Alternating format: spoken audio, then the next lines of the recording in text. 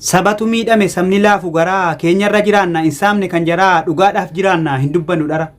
Oromoo dammaqaa akka keessaa fi alaa ayyoota kan keenya maa callistu adaraa qacceen koo wallaggaan bu'aa ture qaraa isa durii miti ka alanaаттara waan goonu wallaallee nu gubate garaan dhaamsa goonaagaa Oromoota maraan. Ilaalaa dhagaa saba koo adaraa rakkoon jaraa kuni boruu nutti tara maaliif hin birmanneef maa jabaattu garaa tokkummaatu falaa maaf adeemtu faallaa sagalee dhabanii ummanni wallaggaa.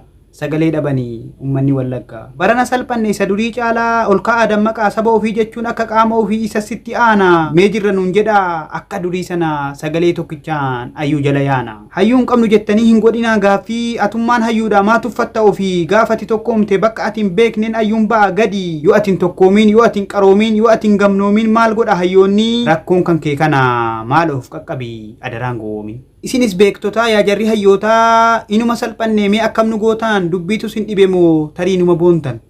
Hin boontan jedhees isinitti murteessu rakkoo keenya kanas inuma dhageessu isinitti aajomna yoom falanuuf keessu.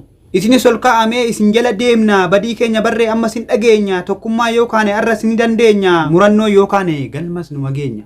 Ustaaziif sheekoliin guddaa ga'een keessan isinoo maal eegdu dhume sabni keechan argaa yoo callistan boru shakkii malee gaafatamuuf teessan waan biraa dadhabdan kadhaa rabbii guddaa du'aa hin dawaadha ni caala waan hundaa.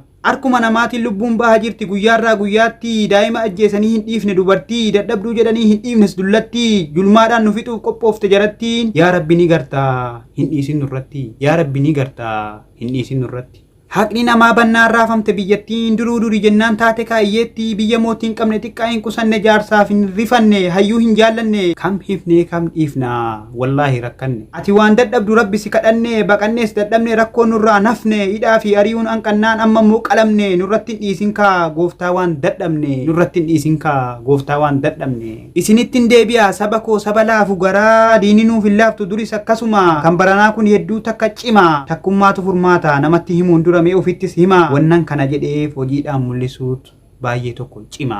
Dabnee olaa kaanu jechas ta'ee gochaan sababa itaanee du'a irraa wal oolchaa amma callistanii eega namni du'e tola maaliif boochan. Dhaamsi koo kadhumaa nu martuu akaanu bakka jirru mara biyyattii sanarraa namuu gahee qaba waan dandeenyu goonee aatumsinuuf saba waan dandeenyu goonee aatumsinuuf saba.